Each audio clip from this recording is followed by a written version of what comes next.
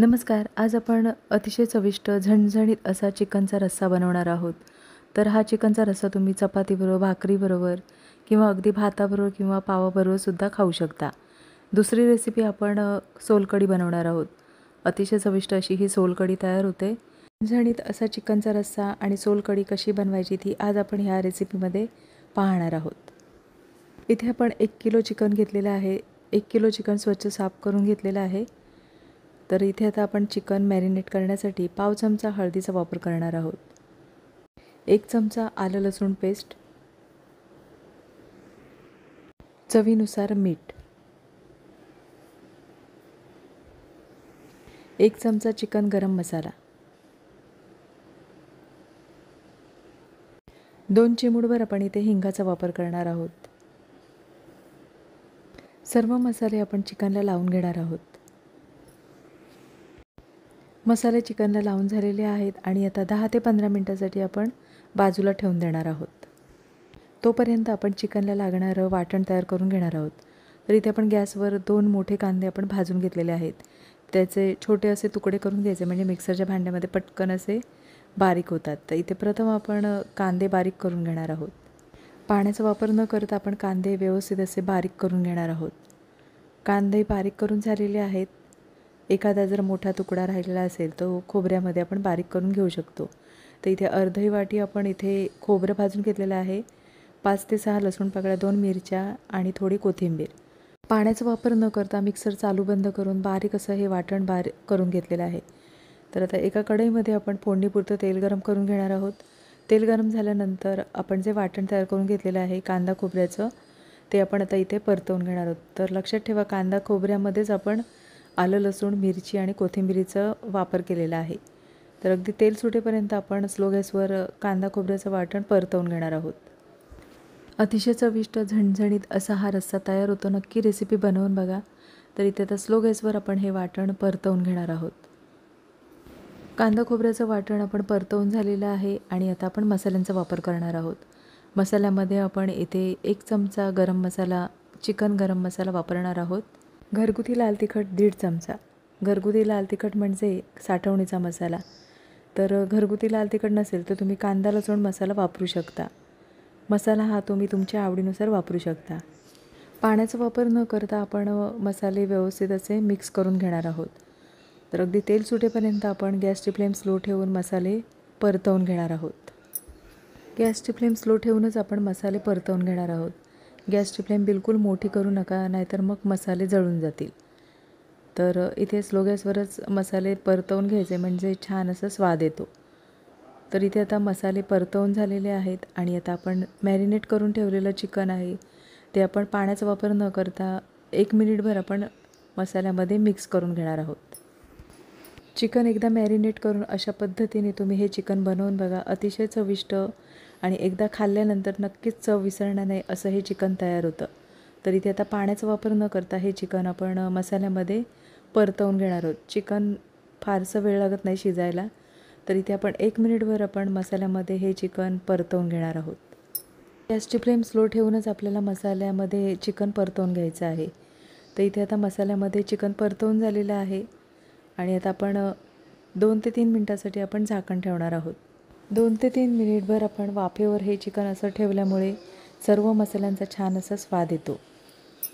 तर इथे आता 2 ते 3 मिनटं झालेली आहेत आणि झाकण काढून पाहूया.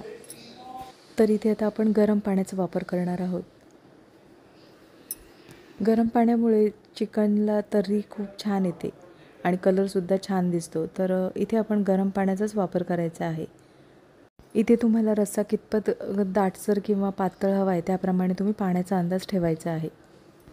चिकन एकदा आपण ढवळून घेणार आहोत. गॅसची फ्लेम स्लो ठेवायची आहे. स्लो गॅसवरच आपल्याला चिकन व्यवस्थित असं ढवळून घेणार आहोत. तर इथे आता चिकन ढवळून झालेलं आहे आणि 15 मिनिटासाठी आपण झाकण ठेवणार आहोत. गॅसची फ्लेम मीडियम ठेवायची आहे. 15 मिनिटामध्ये आपण 1 ते 2 वेळा झाकण काढून चिकन व्यवस्थित असं ढवळून घेणार आहोत. तर इथे आता 15 मिनिटासाठी आपण झाकण ठेवणार आहोत आणि 15 मिनिटामध्ये आपण चिकन शिजवून घेणार आहोत. 15 मिनिटापेक्षासुद्धा जास्त वेळ लागू शकतो. चिकन जसं असेल त्याप्रमाणे तुम्ही शिजवून घेऊ शकता. तर इथे आता 15 ते 20 मिनटं झालेली आहेत. 15 ते 20 मिनटामध्ये मी 2 वेळा झाकण काढून चिकन 2 वेळा ढवळून घेतलेलं आहे. म्हणजे आपण पाण्याचं प्रमाण कमी झालेलं असेल तर थोडंफार तुम्ही पाण्याचा वापर करू शकता.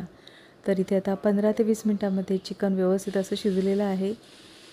तर इथे आता चिकन आपण व्यवस्थित असं ढवळून घेणार आहोत. तर इथे पाहू शकता छान असं चिकनचा झणझणीत असा रस्सा तयार झालेला आहे. तर इथे आता 5 मिनटासाठी आपण चिकनला छान एक उकळी येऊ द्यायची आहे. चवीनुसार मीठ. मॅरिनेट करतानासुद्धा आपण मिठाचा वापर केलेला आहे, लक्षात ठेवा. मिठाचा वापर केल्यानंतर चिकनचा रस्सा आपण एकसारखा असा आपण ढवळून घेणार आहोत. तर इथे आता 5 मिनटासाठी आपण चिकन छान उकळून घेणार आहोत, म्हणजे सर्व मसाल्यांचा छान असा स्वाद येतो. तर इथे आता 5 मिनटं झालेली आहेत आणि झणझणीत असा चिकनचा रस्सा तयार झालेला आहे. गॅस बंद करायचा आहे. अतिशय चविष्ट असा हा चिकनचा रस्सा तयार होतो. नक्की रेसिपी बनवून बघा आणि कमेंटमध्ये मला नक्कीच सांगा. आवडत असल्यास वरून बारीक चिरलेल्या कोथिंबीरीचा वापर करू शकता.